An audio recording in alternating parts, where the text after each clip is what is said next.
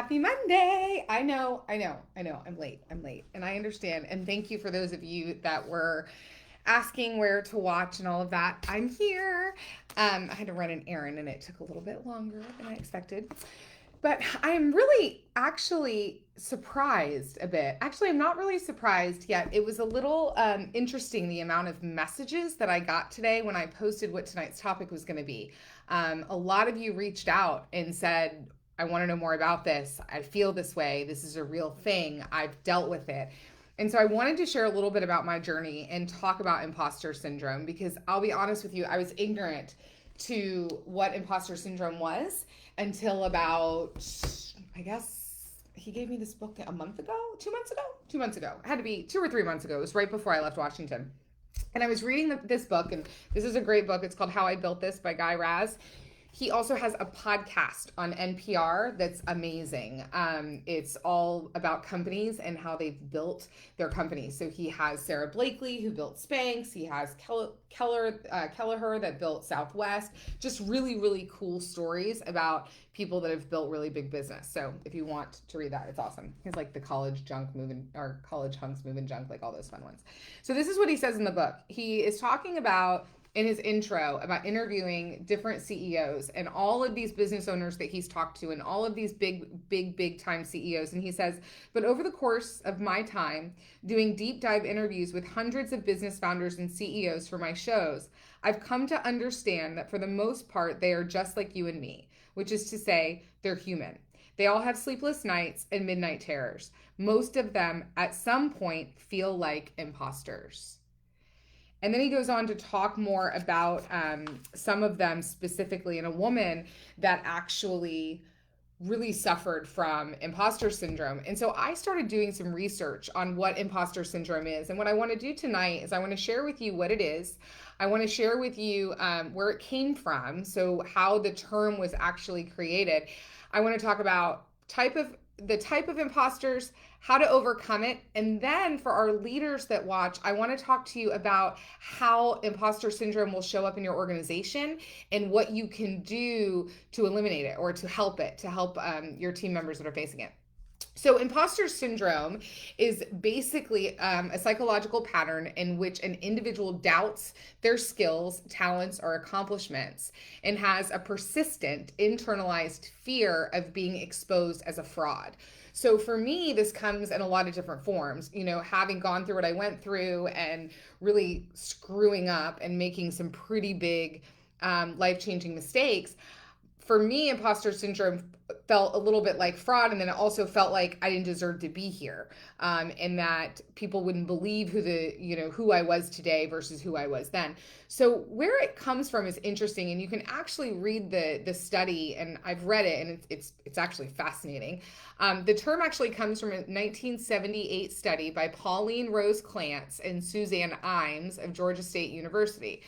And it's titled The Imposter Phenomenon in High Achieving Women, Dynamics and Therapeutic Intervention. So what they found was that imposter syndrome, a lot of the times, is highly successful women. And in this study, they talk about the various groups of women and how they were raised and how their home environment affected what type of imposter syndrome they can have. Also, there's a lot of studies out there that say 70% of people will suffer from imposter syndrome at some point in their life. Most of these are highly successful people who have achieved very big things or a lot of success that despite self-doubt, like even if they're the most confident individuals in the world, this nagging voice will prevent them from living their best life, which we've talked about, right, is your ego as well. So your ego is using imposter syndrome as a cover to prevent you from being your highest and best self. It's funny, there's a few quotes I wanted to read you. Maya Angelou, which we all know, she's written tons of books. She's one of my mentors as far as who I study. And she said, I've written 11 books, but each time I think, they're going to find out now. Meryl Streep, she's won 3 Oscars, and she has said that, why would anyone want to see me again in a movie? And I don't know how to act anyway, so why am I doing this? And there was just countless Michelle Obama, Kate Winslet, Emma Watson, like all of these women that had accomplished major success in their lives have all dealt with imposter syndrome. So what type of imposter syndromes, like what type of imposters are there? The first one is the perfectionist. So this is someone that highly focuses on how something is done and one minor flaw. So if they do one thing imperfect, all of a sudden they're a fraud. They're suffering from imposter syndrome. They're feeling like they're not good enough or they're a fraud because they didn't hit the level of perfectionism. I can't talk tonight. I'm just excited about the topic. They haven't reached the level of perfectionism that they believe they need to achieve. Then there's the expert. This is the knowledge version of the perfectionist, right? This is the expert that needs to know everything. They have to know everything. And if they don't know the answer, or even like the slightest minor lack of knowledge, makes them a failure. They start going inward. They start feeling like an imposter. The soloist cares about who completes the task. This is the person that feels like it needs to be them alone and that needing help is a sign of defeat. Now, I know any of my coaching clients that are watching this, none of you are going to relate to that. Yet it is. It's the soloist that thinks that if I ask for help, that's a sign of weakness. I should be able to do it all on my own. The natural genius, so this is the natural genius, is competence is measured in terms of ease and speed. So if you have to struggle to master something or if you have to work really, really hard at it, then you're an imposter. That feels like failure. It should come naturally to you. You should be able to easily catch on. And then the last one is the superwoman, superman. And this is falling short of any role. So identifying a role in your life, a parent, a partner, at home, at work, that you evoke some type of shame upon yourself because you feel like you're falling short because you can't be all things to all people. So there's the perfectionist, the expert, the soloist, the natural genius, the superwoman, and the superman. Now, how do we overcome it? So I'm going to give you a few quick tips on how you can overcome imposter syndrome. Number one, I will tell you do exactly what I did. Go study it. Go read the case study. Again, you can just Google Imposter Syndrome, 1978, Clance, C-L-A-N-C-E, and Imes, I-M-E-S. It's not very long, but you can read their entire study. And go read about it, investigate it, identify and own what type you are so that then you can start to have the awareness, because we know that's the first step to change, to then putting the things in place that you need to overcome it. So number one, come off of it. Usually you feel like, I typically, if I'm speaking of myself, feel like I'm a fraud when I think I'm more important than I am, right? My ego starts to take off and I start to have these almost delusional images of who I am, right? And I get out of my authenticity, and that's when my ego wants to take me places. So get out of it. Get back to reality. Accept that you have had some success, right? And that you've had something to do with it. So a lot of people that have imposter syndrome don't credit themselves for their success. And that can be also a self-worth, self-confidence, which we've talked about before, right? Self-confidence coming from outward, self-worth coming in from inward. So when you're working on your self-worth, also working on the fact that you have contributed to your success. You have done all of the things that you've done. You have earned the right to be here. And especially for those of us that have things like myself in the past, I've had 9 years of hard work and working on myself that has gotten me here. And I have to recognize that. That doesn't make me an imposter.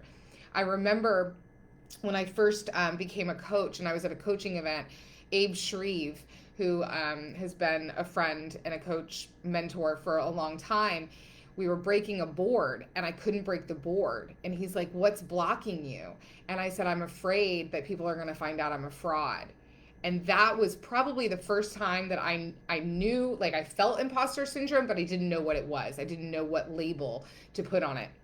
And now I look back and I hear those things, and now I know. Focus on providing value. So if you're always leading from value, it will never be about you. And therefore, you will never feel like a fraud. You will always feel like you're giving. I love the saying, humility is not thinking less of yourself. It's thinking about yourself less. So the best way to help others and to get out of ourselves is to help others.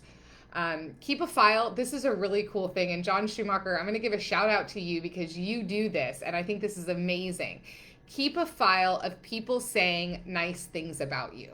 So when you get, I got a really great shout out to the Clinton group. I don't know where I put it, but I got a really awesome swag bag from them tonight with a thank you note thanking me for speaking at their team event.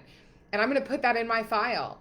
I have a board in my office at home that has like thank you notes and encouraging things that people have sent me, because there will be times that your ego will want to creep up and imposter syndrome will want to come about, and you can go and read all of those nice things about you. And it's just, John taught it to me, and he has a file in his file drawer that I think he calls like the file of joy. And it's all these things that people have said about him and notes they've sent. And when he has a really sad day, he goes and he reads the nice notes. Stop comparing yourself to that person. We've talked about this. Don't stop comparing your insides to other people's outsides. So stop comparing yourself. Say and own imposter syndrome. Own it. Own that you have it. Right? Admit that you have it. Admit that you felt it. I'm admitting it. Yes, I have felt it at times. And just remember that it doesn't make you a fake. It does not make you a fake. Feelings are not facts, and therefore you're not a fraud. No one belongs here more than you. There's a reason that you're here. There's a reason that God has chosen you to be here. You will eventually die at some point. And do you want to die living in this constant fear and idea of being a fraud? Or do you want to realize that you belong here? And then lastly, I'll say, realize that nobody knows what they're doing. And this was something somebody said to me that was very, I always looked up to, was a mentor and someone that I always kind of looked like, if I could ever reach that level.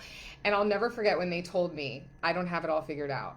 And I don't know what I'm doing either. And it was like this big relief that I didn't have to have it all figured out. And then also realize when you hold back, you're robbing the world of you. And you have so much to give this world. And so don't let your ego and imposter syndrome hold you back. So those of you that are leaders, I just want to touch a few minutes. I like to keep these under 15 minutes, yet I thought this was so important, especially as a fellow leader that leads people and wants to lead people to high levels of success. Imposter syndrome can manifest Imposter syndrome can manifest in the workplace as the inability to internalize achievements, fear of being found out or being exposed as inexperienced or untalented. They will avoid feedback. They will be reluctant to ask for help. They will turn down new opportunities. They will second guess their decisions. They will overwork to the point of burnout to prove they're enough. They will fail to start and finish projects. They will have an inability to internalize achievements, and they will downplay their accomplishments.